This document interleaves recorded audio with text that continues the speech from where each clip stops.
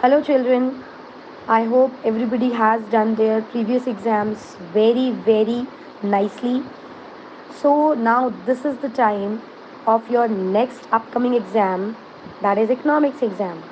I know, इससे पहले वाले एग्ज़ाम्स में हो सकता है कुछ बच्चों का एक दो क्वेश्चंस में कुछ गड़बड़ किया हो, लेकिन this is the time to improve your performance in your upcoming exam. Economics का एग्ज़ाम जो हमारा होने वाला है 28 ऑफ मई को, आप उसमें अपने आप को और अच्छे से प्रिपेयर करके जो पुराने एग्ज़ाम में आपने गड़बड़ की है या थोड़ा बहुत स्लाइट मिस्टेक हुआ है, आप उसमें अच्छे मार्क्स गेन कर सकते हैं. So let's start how to prepare yourself for the upcoming exam for 28th of May. So today you have given your accountancy exam. So I know everybody is tired. So just take a break.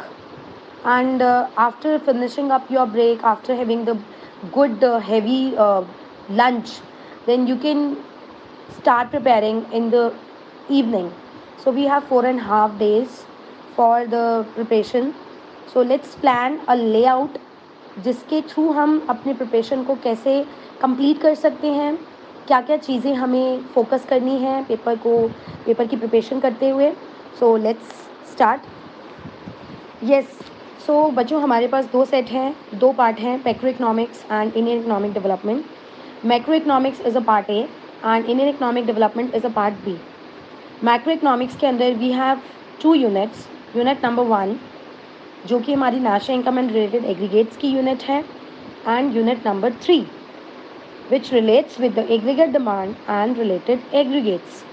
So board weightage for the unit number 1 is of 10 marks, and for the another unit is of 12 marks. So total is 22. It means हमारे पास जो paper आ रहा है macro economics में से वो 22 marks का आ रहा है. सो जाहिर सी बात है, एक 6 नंबर का क्वेश्चन तो आप 5 नंबर का क्वेश्चन तो आपका इसमें से बनेगा ही बनेगा. आपका जो क्वेश्चन पेपर का पैटर्न है, you have already seen the sample paper of the current year. So उसके अंदर जो आपका क्वेश्चन पेपर का पैटर्न है that is 2 marker, 3 marker and 5 marker questions.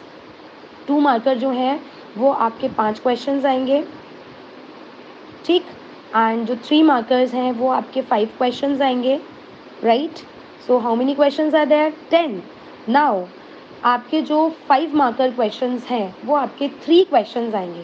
So total questions हो गए आपके 13 क्वेश्चन आपके टोटल बनेंगे आपके इकोनॉमिक्स के पेपर में. सो लेट्स सी कि कैसे हमें उसके लिए प्रिपेयर करना है. सो एक आपका 5 नंबर का क्वेश्चन सीधा सीधा यूनिट नंबर 1 से बनता है. Choices will be given to you, right.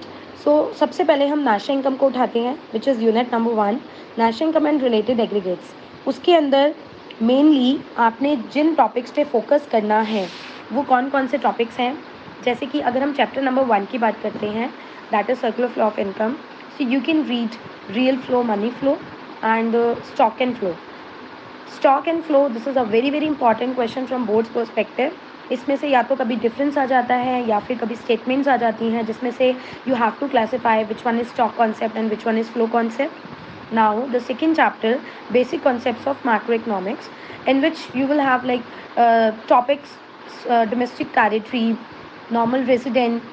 इनमें से statements आ जाती हैं, final good, intermediate good, and your consumer good, capital good, current transfers, capital transfers. तो इनमें स्टेटमेंट वाले क्वेश्चंस आ जाते हैं, या आपसे स्ट्रेट फॉरवर्ड लाइक 2 नंबर का क्वेश्चन भी पूछा जा सकता है डिफरेंस करके कि differentiate between the factor income and transfer income. 2 number में आप सिर्फ 2 पॉइंट्स बताएंगे, नॉट मोर देन दैट.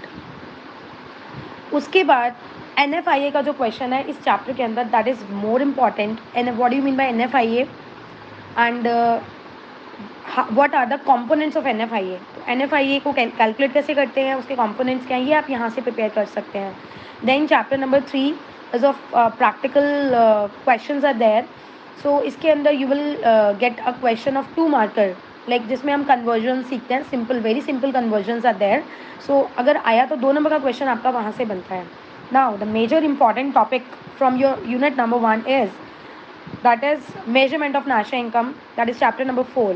उसके अंदर आप लोग बच्चों मेजरमेंट में सबसे पहले तो आपके 3 मेथड्स ही आते हैं, value added method, income method and expenditure method.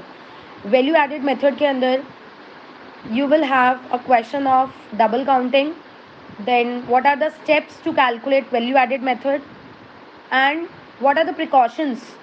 ये तीन क्वेश्चन आपके बनते हैं वैल्यू एडेड में से along with the practicals। then income method same, what are the steps to be followed in income method, then what precautions should be taken while calculating national income by income method, and same with expenditure method, steps and the precautions। so precautions are very important क्योंकि कई बार हमारे पास theoretical में से precautions का question आ जाता है। now एक जो आपका 5 नंबर का क्वेश्चन प्रैक्टिकल है वो आपका इन तीनों मेथड्स में से वो कोई भी 2 मेथड्स के थ्रू आपसे कुछ भी पूछ सकता है, जो 2.5 नंबर में या 3 और 2 नंबर में वो उसको सेग्रीगेट कर सकता है। बाइफ्रिकेशन अगर आप देखेंगे तो 3+2 का भी होता है या 2+3 का भी होता है या 2.5+2.5 का भी होता है। That depends upon the marking scheme of the examiner. So ये तो हो गया ये। इस चैप्टर के अंदर एक आपका क्वेश्चन रियल जीडीपी और नॉमिनल जीडीपी का बनता है कि which one is a better indicator for real GDP and nominal GDP. तो ये क्वेश्चन आपका 2 नंबर के अकॉर्डिंग या 3 नंबर के अकॉर्डिंग बनता है। And the last question which is most important कि जीडीपी एंड वेलफेयर वाला जो क्वेश्चन है आपका, ऐसा वो क्वेश्चन कई बार पूरा नहीं आता। उसके जो पॉइंट्स हैं externalities and non monetary exchanges, इसमें आपको पास शॉर्ट नोट्स आ जाते हैं। तो ये अब क्योंकि 2 नंबर के क्वेश्चंस आपके पास एक्सेस हो गए हैं तो 2 नंबर में वो आपसे पूछ सकता है what do you mean by externality and explain the examples of externalities. So बेटा एक चीज़ हमेशा याद रखिएगा, whenever you are attempting the question for 2 marker तो आपको 2 मार्कर के अकॉर्डिंग क्वेश्चन की लेंथ रखनी है। 3 मार्कर में 3 मार्कर के अकॉर्डिंग लेंथ रखेंगे एंड 5 मार्कर में 5 मार्कर के अकॉर्डिंग। उसमें आपको बहुत ऐसे ये नहीं कि आपको पन्ने के पेजेस आप भरकर आ रहे हैं, you have to write in precise form. और जो कंटेंट है it must be related to your topic. Macroeconomics doesn't need any extra language, they need only the technical language, otherwise आपका you will lose your marks, right. So let's start with the unit number 3, aggregate demand and related aggregates. इसके अंदर सीधा सीधा आपका जो question बनता है वो बनता है what is aggregate demand, explain it with the help of schedule and diagram, and same explain it what is aggregate supply and explain it with the help of schedule and diagram। so this is a very simple question, right। उसके बाद आपका एक question बनता है how saving curve is derive from consumption curve and how consumption curve is derive from saving curve. ये derivation है बेटा and this is most important, last year के क्वेश्चन पेपर में हर साल आती है ये आपका 3 नंबर का क्वेश्चन बनता है in which you have to draw only the diagram and उसके अंदर आपको उसको एक्सप्लेन करना पड़ता है। देन उसके बाद आपके इनके अंदर इन्वेस्टमेंट मल्टीप्लायर का क्वेश्चन बनता है, जो प्रोसेस ऑफ इन्वेस्टमेंट मल्टीप्लायर है that is a working of investment multiplier which is also an important question in this unit. So you can get a 3 marker question from it, जिसके अंदर आपको with the help of numerical example, अगर external ने अपना example खुद दिया है examiner ने तो आप उस एग्जाम्पल के थ्रू वर्किंग को शो करेंगे, अदरवाइज उसने अगर बोला न्यूमेरिकल एग्जाम्पल शो करिए तो you can take any example of your own choice. Then the last chapter इसके अंदर जो आता है excess demand and deficit demand, उसके अंदर you can get like causes of excess demand and causes of deficit demand, या what do you mean by inflationary gap, what do you mean by deflationary gap, what are the reasons behind it, right। and the measurements are very very important, जिसके अंदर qualitative और quantitative instruments के बारे में हम पढ़ते हैं।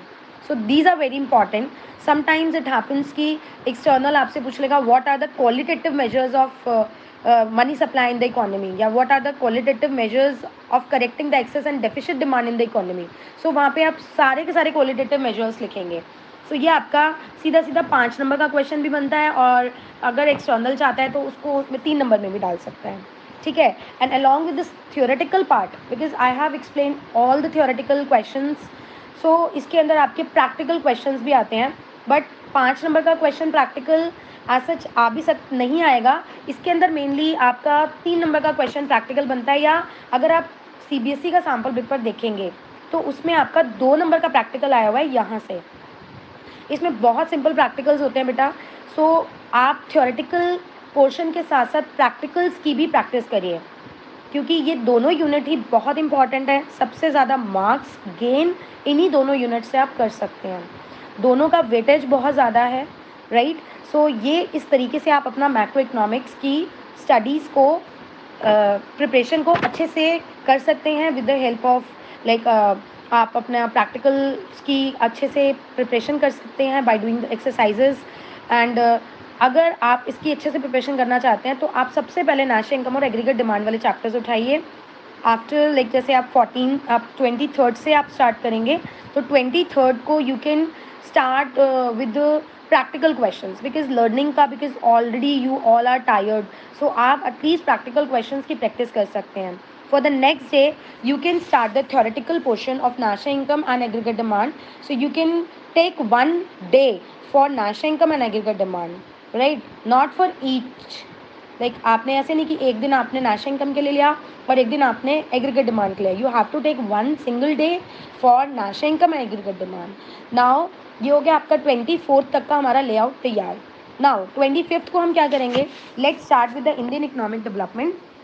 Indian economic development का जो आपका चैप्टर्स आ रहे हैं, that is chapter number 7 employment, chapter number 8 infrastructure and chapter number 9 environment and sustainable development.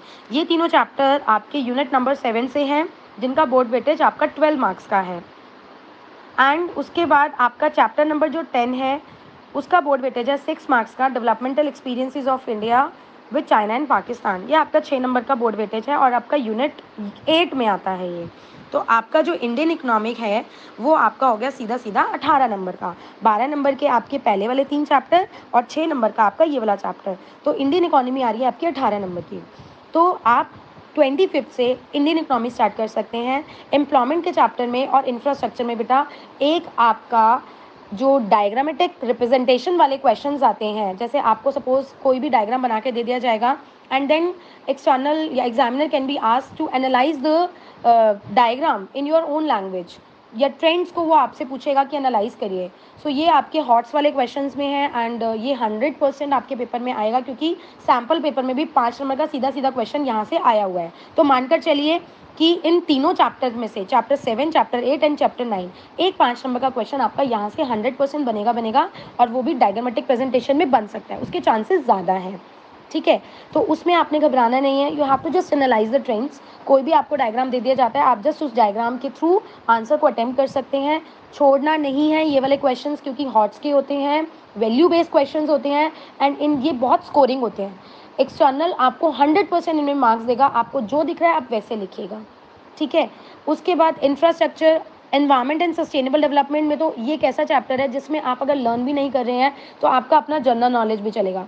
Environment and sustainable development, तो बेटा इंडियन इकोनॉमी एक ऐसा लाइक आपका सब्जेक्ट है जिसके अंदर आप अपने अकॉर्डिंग भी आंसर को मोल्ड कर सकते हैं। मैक्रो इकोनॉमिक्स में आपके हाथ बाउंड हो जाते हैं क्योंकि वहाँ टेक्निकल लैंग्वेज का यूज़ होता है, बट इंडियन इकोनॉमी में हम फिर भी आंसर को अपने अकॉर्डिंग मोल्ड कर सकते हैं। फर्स्टली अगर आपसे पूछा जा रहा है right a short note on air pollution from the chapter of environment and sustainable development, so everybody knows about the air pollution, right? Organic farming अगर आपसे पूछ लाइक ओजोन डिप्लीशन आपके बारे में पूछ लिया जाता है, ozone depletion is from environment and sustainable development, तो आप बता सकते हैं, है ना? तो ये सारी चीज़ें आप ग्लोबल वार्मिंग के बारे में पूछो, तो ये these are the general topics and ये वो चैलेंजेस है which we are facing today, so you can express your views in this.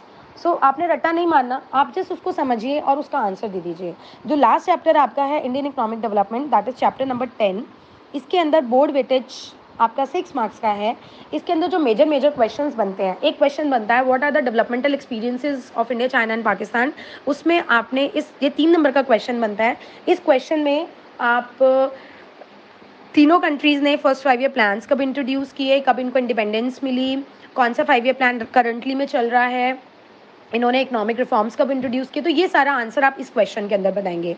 Next question आता है चाइना के अंदर ग्रेट लीप फॉरवर्ड कैंपिंग कब स्टार्ट हुआ, right a short note on it. ठीक है, एक आपका डुअल प्राइसिंग पॉलिसी के ऊपर क्वेश्चन आ जाता है, राइट।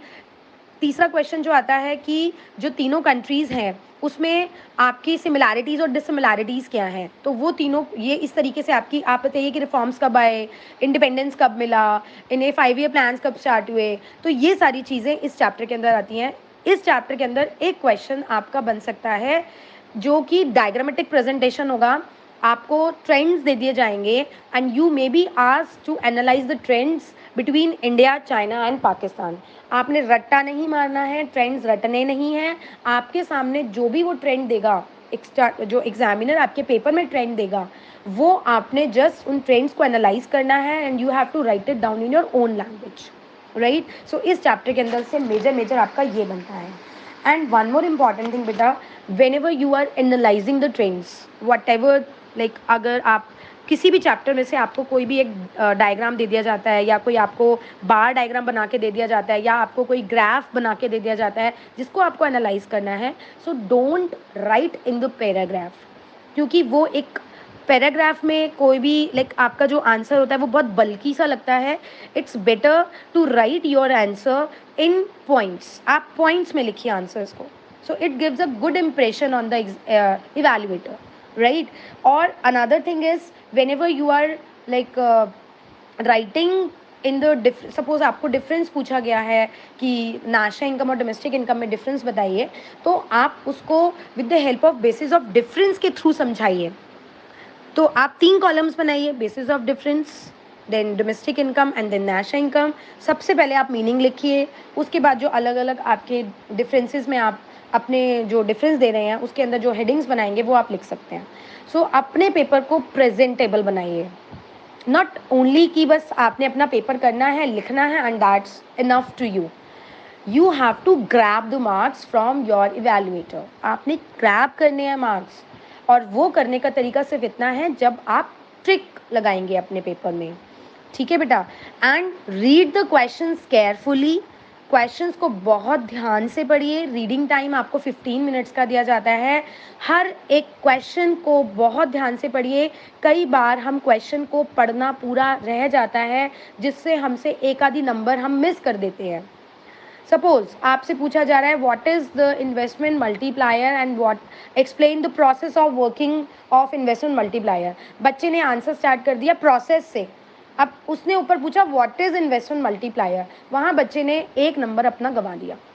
तो बहुत ध्यान से अपने क्वेश्चंस को पढ़ना है. क्वेश्चन पेपर को थॉरली रीड करो, उसके बाद आप अपने आंसर्स को देखिए. Reading time is must. And after finishing up your exam आप लास्ट में उसको एक बार जस्ट गो थ्रू करिए कि आपसे कोई क्वेश्चन छूट ना गया हो.